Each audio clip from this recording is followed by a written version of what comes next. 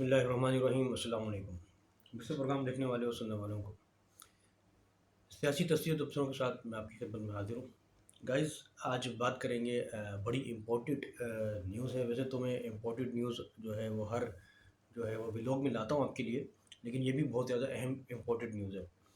جیسا کہ آپ کو معلوم ہے کہ جو ہے وہ عشرت العباد خان صاحب جو ہے وہ عنقریب پاکستان آنے والے ہیں، اور پاکستان میں جو ہے وہ اپنی نئی پارٹی کا اعلان کرنے والے ہیں، آپ سب کو معلوم ہے۔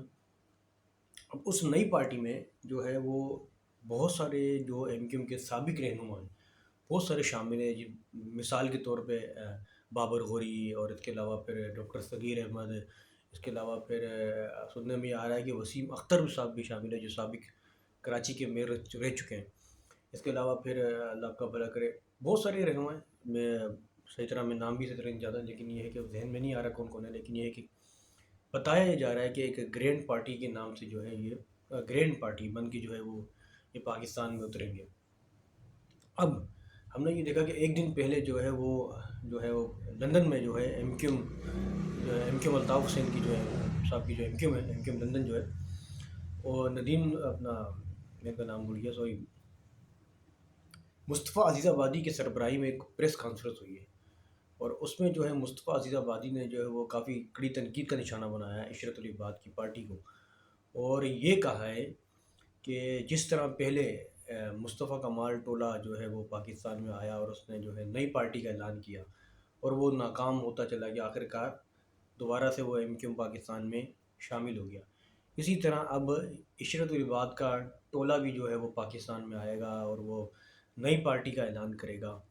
اس کے بعد جو ہے کوئی بھی اس کا ساتھ نہیں دے گا، یہ بھی اپنی جو ہے ناکام ہو کے الٹے پاؤں واپس جائے گا۔ تو یہ کہنا ہے مصطفیٰ عزیز آبادی کا، جو کہ ایم کیو ایم لندن کے بہت اہم رکن ہیں، اور خاص طور پہ بانی M Q M Altaf Hussain کے بہت قریبی ساتھی ہیں یہ۔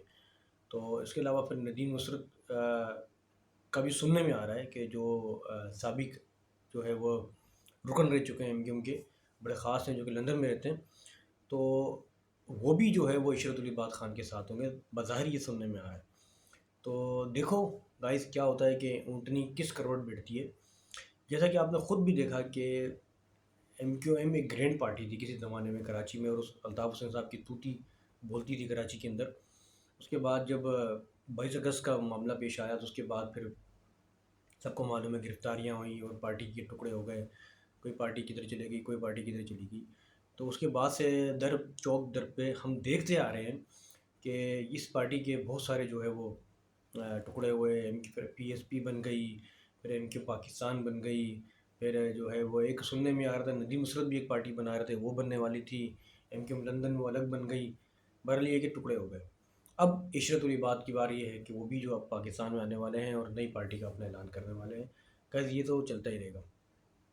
چلتے ہیں دوسری جانب، جیسا کہ سب کو معلوم ہے کہ 24 نومبر جو ہے بڑا خاص اہم دن ہے، خاص طور پہ پاکستان تحریک انصاف کے لیے۔ عمران خان صاحب نے اعلان کر دیا کہ 24 نومبر کو پاکستان کا سب سے بڑا مارچ ہوگا، اور اس مارچ میں جو ہے بتایا جا رہا ہے کہ 15 سال سے لے کے 60 سال تک کے جو لوگ ہیں وہ اس مارچ میں شامل ہوں، عورت ہوں، بچے ہوں، مرد ہوں، سب شامل ہیں اس مارچ میں۔ یہ عمران خان صاحب کا پیغام ہے۔ پی ٹی آئی نے اعلان بھی کر دیا کہ 24 نومبر کو جو ہے وہ پاکستان میں پاکستان تحریک انصاف کا سب سے بڑا مارچ ہوگا عمران خان کی رہائی کے لیے۔ جیسے کہ ہم دیکھ رہے ہیں کہ سوشل میڈیا کی مختلف پلیٹ فارم میں جو ہے وہ پاکستان تحریک انصاف کے جو ہے وہ پلے کارڈ اٹھائے جا رہے ہیں، اور پاکستان تحریک انصاف کے بہت سے جو کہ کل ضمنی الیکشن بھی تھے، بتایا جا رہا ہے کہ ابھی رزلٹ صحیح طرح کمپلیٹ نہیں آئے، جب آئیں گے تو میں آپ کو اناؤنس کر کے بتا دوں گا کہ کون جو ہے وہ جو جیتا ہے، کون ہارا ہے۔ بہرحال 24 نومبر کو جو ہے وہ پاکستان تحریک انصاف کا ایک بہت بڑا مارچ ہے۔ پہلے یہ مارچ ہو چکے ہیں کئی بار، لیکن اب یہ بتایا جا رہا ہے کہ یہ فائنل مارچ ہے۔ اب فائنل مارچ کا مطلب کیا ہے؟ فائنل مارچ کا مطلب یہی ہے کہ آخری مارچ، اس کے بعد کوئی مارچ نہیں ہوگا، یا ایک بہت بڑا فیصلہ ہوگا، یا تو عمران خان کی رہائی ہوگی یا نہیں ہوگی۔ بہرحال دیکھتے ہیں گائز کہ کیا ہوتا ہے، اونٹنی کس کروٹ بیٹھتی ہے۔ تو گائز یہ دو بڑی اہم نیوز تھی جو میں نے آپ تک پہنچائی ہے۔ اگر میری ویڈیو اور میرے ولاگ آپ کو اچھے لگیں تو لائک کریں، شیئر کریں، میرے چینل کو سبسکرائب لازمی کر دیا کریں، کیونکہ میں رات کے ٹائم جو ہے وہ آپ کے لیے دیکھیں تقریباً 2 بج رہے ہیں اور آپ کے لیے ولاگ کر رہا ہوں۔ تو اس کے ساتھ ہی اپنا خیال رکھیے گا، اپنے عبدالستار کو اجازت دیں۔ اللہ حافظ، پاکستان زندہ باد۔